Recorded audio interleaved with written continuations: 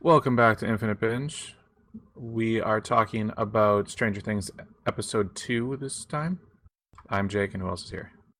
Kevin? And Andrew, Hey, guys. how are you doing? All right. Got another episode of Stranger Things to kind of chew on here. Yeah, had we do. some strange things happen in it. Don't worry. It gets stranger. I see what you did there. Oh, you just want to jump straight into it? Yeah, may as well. So we kind of kick things off with the guys. First, this episode is titled Chapter 2, The Weirdo on Maple Street. Yep. So we've got Mike, Dustin, and Lucas.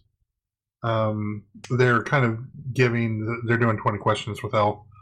They're just asking her all sorts of stuff, like where she came from, kind of all this other stuff. So they try to give her some dry clothes because they were out in the rain to change into, but she doesn't understand that you, as a girl, you don't change your clothes in front of members of the opposite sex, or how that might make someone comfortable. Yeah. And that's the point where they ask, or they start to wonder, is she from Penhurst, which is the nut house in Curley County? Not a real place. Yeah, and they want to tell Mike's parents about her, but then they realize they'll get in trouble if they do for being outside. Right, when they had been explicitly told not to. Yeah. So then they come up with the plan where 11 will sneak around the house in the morning and ring the doorbell. And then his mom can figure out what to do. And they come up with the nickname L, short for 11. And then the next scene is Joyce is losing it. Yeah, so Hopper shows up to discuss the phone call that she and Jonathan had gotten the night before, where Joyce thought she heard Mike. Not Mike, Will. God. So many names to keep up. Where Will had called, and Hopper thinks that it's a prank. But Joyce... So Hopper thinks it's a prank call. Joyce doesn't agree. Hopper says he's going to go check out Lonnie. And Jonathan says he wants to go talk to Lonnie. Says that if the cops show up, Will freak out and hide. Yeah, I think he's in trouble. Yeah. Cut to Mike making Eggos. He's obviously Stashing very them. hungry. Yeah, you gotta have a Eggo in your pocket for when the craving hits. You know, that old saying. Since time immemorial. Yep. So, and then the Mike and his sister are antagonizing each other because he's eating super fast. And then Mike brings Elle breakfast, the pocket Eggo. And he tries to explain his plan, and Elle is not going for it. Yeah, she just says no. Nope. Which it should have been just full all nope. Yeah, and then she explains her noping the situation by doing like finger guns, saying that basically they'll all be killed. Yeah, because she's in trouble. Yeah. And then it shows the DOE people listening in on Joyce's calls. And the search party is still searching. Then what happens? And then we get Nancy at school, and she gets invited to a party by Steve on a Tuesday night. Party. Those famous Tuesday parties. Like, what do you guys feel is an appropriate day? What's the earliest day in the week you can have a party? Well, it depends what kind of party. Yeah, is it a dinner party? Because those you can have anytime. But if we're talking like a rager, it's got to be on a weekend. Or Friday. Well, Friday evening I count as weekend. As an adult, I'd say it depends on if you have PTO that you can take off. Now, what's Nancy's friend? It's Barb, right? Barb, yes. Yeah, just being a negative Nancy. Oh. I see what you did there. Mm-hmm. But yeah, she was just being a downer, being like, "No, don't go to a party. It's Tuesday. You can't go to a party. Gotta study for chemistry." Oh, she's going to study some chemistry. Oh yeah. More like biology. But then that group of people, they spot Jonathan hanging missing people missing person flyers. And you just kind of get the impression that nobody likes him. Is it that, or is it that group of what appear to be jerks don't like him? They just seem to be big jerks. But you definitely don't see him handing out like flyers to friends or anything. That's true. Well, I mean, you get the impression that maybe he's a loner. Yeah, that's what I got. It's like he's just kind of a loner. Like, unpopular, keeps to himself. Not a lot of friends. Yeah, and Steve's friends were kind of making fun of him a little bit, right? But not Steve? Or was Steve in on it too? They were all just kind of like laughing at him almost. Except for Nancy and Barb. And maybe Yeah. Steve. He wasn't being nice about it. He was still kind of mocking him. Like, he maybe didn't say anything directly, but he was still enjoying the mocking. Like, Yeah. he was getting He- a laugh at him. He was being complicit. Yes. Correct. So then Nancy goes and talks to him. And she's all like, boy, this sucks. This is sad. Cut to Mike not showing up at the start of class. And he's showing off his sweet 22-inch TV. I get the feeling that they did that just so that they could kind of be like, hey, remember the 80s? Hey guys, it's 1983, remember? This 22-inch TV? Huh? Anyway. Yeah, then there's another flashback of Jonathan playing music for Will. Yeah, while his parents are arguing. Yeah, it's the Clash. Should I stay or should I go? Yep. Which that song kind of plays back into that first scene of him saying, should he cast a fireball or should he cast protection? Should he stay or should he go? It's a pretty good song, though. If I It go, is. there will be trouble, and if I stay, it will be double. So you gotta let me know. Should I stay or should I go? Yeah, so then Joyce goes to the store to get a new phone and a 2-week advance. And a pack And of camels. Real quick on that whole scene. Her boss is kind of an asshole about that. A little bit, yeah. Like, oh, hey, my phone broke and I need some money. He's like, well, it's like, dude, her kid's missing. And then she brings up how she's like, she doesn't take sick days, works the holidays. It's like, But this is also a small town. I mean, I get where he's coming but from. I mean, the small town aspect of it should make him more open to being like, no, I understand what's going on. Like, if it was a big corporate thing, I could see them being assholes. But it's like a small town thing. He should be like, oh no, yeah, your son and all that. Like, of course you need a telephone. Like, but at the same come on. time, it's like I get the impression that it's small. Since it's a small town, maybe business isn't as good. Maybe. Like maybe there's the big Walmart over in Curley County that doesn't exist. Anyway, I just like how at the end she just throws on and a pack of camels. And he does agree to it. With it took some convincing, but he does do everything she asks. Which now is an appropriate time. Don't smoke, kids. It's bad for you. Smoke. All right, so what's the next scene then? The DOE shows up at the buyer's house. Yeah, and they find something kind of like oozing in the shed. Yeah, they seem very interested with it. But then it cuts to Mike showing Elle like a bunch of toys that he has, like Yoda. And then Elle sees a picture of Will and points at him. Which is like the first time that she's really shown interest in anything.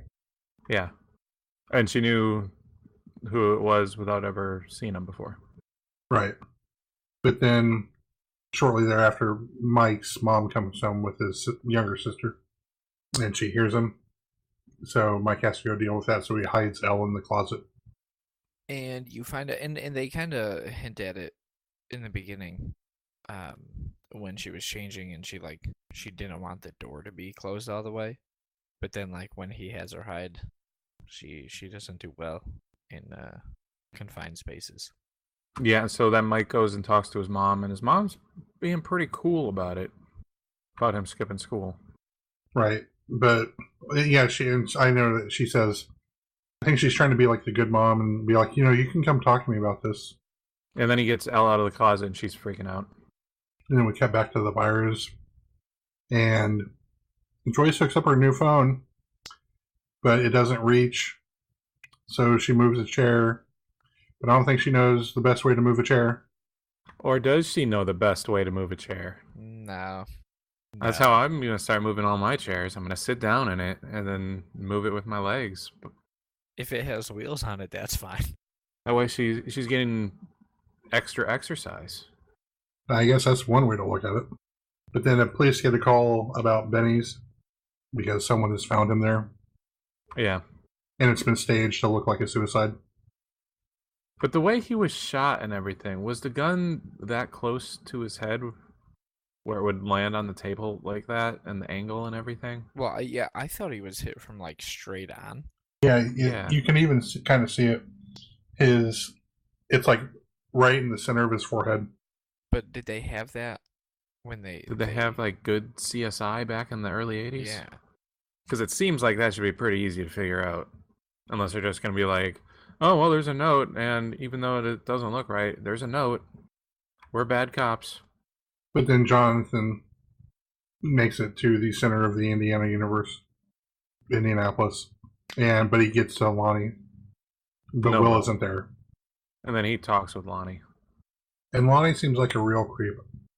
A little bit. He's kind of a lowlife. And then his girlfriend seems like kind of a creep too. They kind of struck me as like druggies, but I don't know. Could be. Okay, then Dustin and Lucas go over to Mike's house. And Lucas isn't very good at opening doors. Yeah, because he wants to go. He wants to go like tell someone about Elle. So he opens the door and Elle closes the door, but she does it from across the room.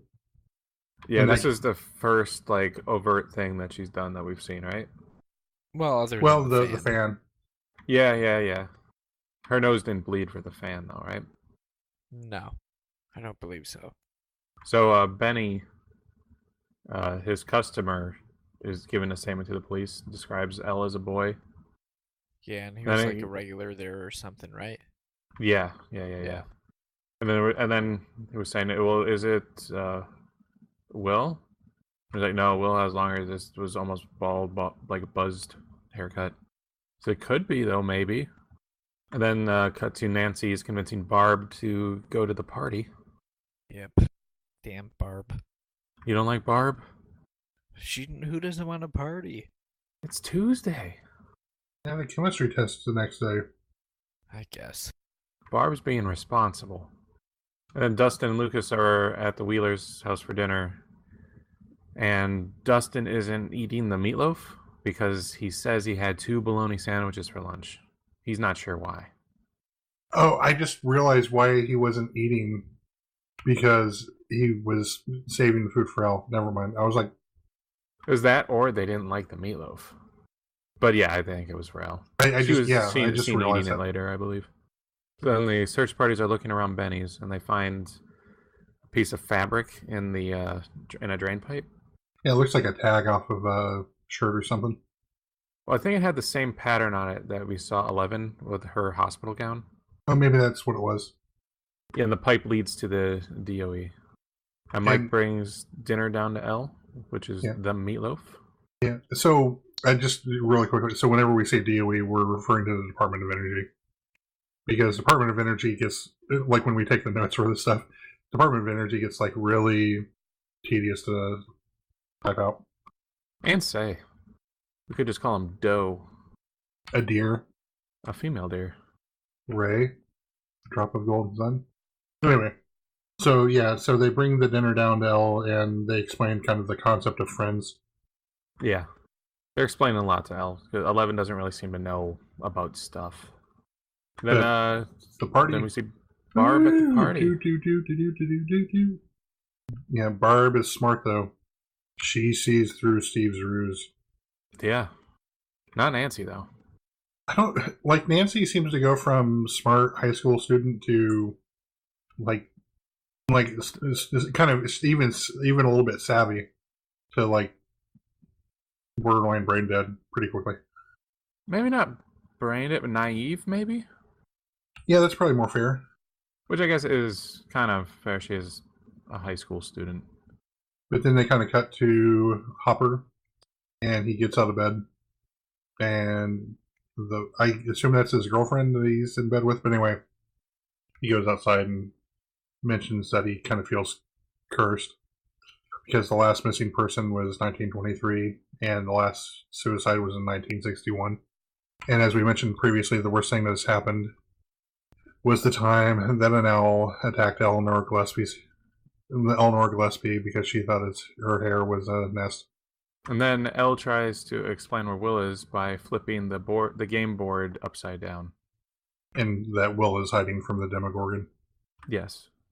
And then Jonathan kind of is doing his own thing as well, where he's trying to look around where Will went missing, and he's taking photos. And then suddenly he hears a woman screaming. Yeah. But it's not so much screaming as in she's being attacked. It's more that, hey, there's a party going on. Party screams. But Barb is not having it. Yeah, she disapproves of Steve's beer shotgunning technique. Yep. Well, not even necessarily the technique, just the general, hey, you're doing this thing. She thought it was total amateur hour. She knew the real way to do it. She's a pro. Yeah, she would never cut her thumb. Never.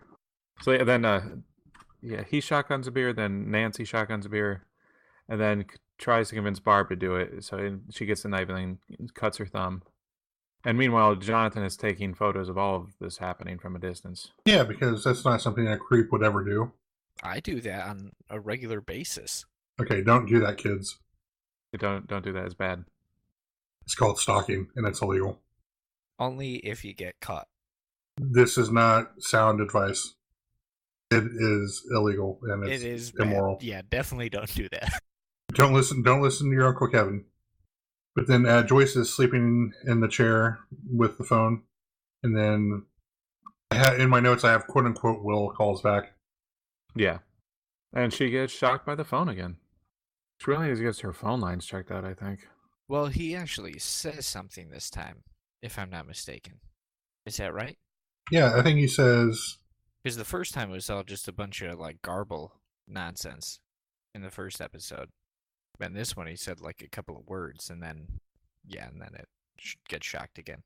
Yeah, he's like, are you happy with your wireless carrier, or with your long-distance carrier? Yeah, it was something like that. The lights start flickering. Wherever Joyce goes, the boombox starts playing.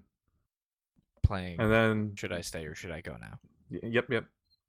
And then the wall stretches out for her and tries to, grab her, it looks like. And it's totally, from that scene from Nightmare on Elm Street where Freddy does that. When was that initially? That was when Nancy was sleeping in Nightmare on Elm Street. It comes out over the bed and knocks the crucifix off the wall. Well, I meant when, what year was that? I think 80, I want to say 84, 85. Okay. That sounds about right. I was just curious. 84. So, yeah, so she gets justifiably freaked out, so she runs out of the house. And she gets in her car. But then she kind of steals her nerves a little bit and then goes back inside. Which, can you imagine, because they kind of, pull back on this shot a little bit. And it shows her, walking back in this house. And, from the windows and everything, it just looks like complete pandemonium in this house. Yeah. It's too bad she didn't have a cell phone with a camera on it so she could take photos of all this stuff happening. Then no one would think she was crazy. Or have, cameras with built-in Wi-Fi that recorded to the cloud. Yeah. Just live stream everything. Did you imagine She should have been paranormal periscoping activity? this whole thing. Yeah, exactly. Have you noticed that the some of the insistence about certain supernatural phenomenon have declined as the availability of cell phone cameras has gone up? Yeah, because they can document it and be like, oh no, that was your imagination. So anyway, Nancy is insistent on staying at the party. And that's after she gets pulled or pushed into the pool? Yeah, she gets pushed in. And then Steve jumps in. And then it's everyone in the pool. Except Barb. Because Barb's in the bathroom bleeding. Yeah, poor Barb. And Barb's just like, come on, Nancy, it's time to go. It's bedtime. You got a test tomorrow. Get your shoes on. We're at Grandma's. Nancy isn't having it, though. Nope. She says, no, I want dry clothes. Yeah, so then she tells Barb to leave. Why don't you just leave if you're not having fun? Not like that, but In my brain, she- that's what it was saying. Yeah, but Barb doesn't leave. She goes out to the pool and is like sitting on the diving board. Meanwhile, Jonathan is still out there taking all these creepy photos of everybody. Yeah, like especially from he like takes photos of Nancy taking her top off with Steve, and it's like Barb comes out and he's like, I guess I'll take pictures of her now. And then the thingy, like, eats her or whatever. The Demogorgon? Yes. And then she disappears. And then he's, like, changing his film or something, right? Yeah, he looks down right when it, like, grabs her. Yeah, and then he looks up, she's gone, and then he's like, okay. Oh, I guess she left really fast. sex in the window, let me start taking pictures of this now. Because, like, Barb would have seen all that, too, right? That's how it went? The show ended with Barb disappearing. Oh, okay. I got it mixed up. I was just, he had Hall & Oates playing, man. I would have been up in his room, too. So episode 2, Kevin, what are you thinking of the series so far? Again, I said I think the last one, I like the music. They have good music in the show. I'd like to know what that thingamajig is that's eating people. It's the Demogorgon. Well, what it actually is, though. I am curious what L's powers can do. And then where the hell Will is. yeah, And Barb now. Well, and Barb. I don't know if you guys have noticed, but I'm noticing it, and it bothered me the first time I watched the series, too. The posters on all the walls. I know they check out, like, timeline-wise, but I don't know if these movies were popular enough for them to be on kids' walls at this time. Well, like what? The Thing and Evil Dead. Well, they're weird. Like, for what's his name? John. Jonathan. The older brother. Yeah, like that's definitely something he would have been into, though. Yeah, he has the Evil Dead poster. That is true. But the kids have the Thing poster, I believe. The Thing was pretty big, wasn't it? No, I don't think it was. I think it kind of flopped hard. Well, we will research this here momentarily. It made back its production budget. Well, that's Oh, good. wow. Yeah, that did not do great. It was the number 8 movie of the week at the box office. Yeah, I didn't think it did great. Well, that is a fantastic movie, though. Let me tell you what. Well, Yeah, but it is. those kids are kind of into horror movies. Like she talks about taking that she's going to take Will to go see Poltergeist. Yeah. Yeah, that is true.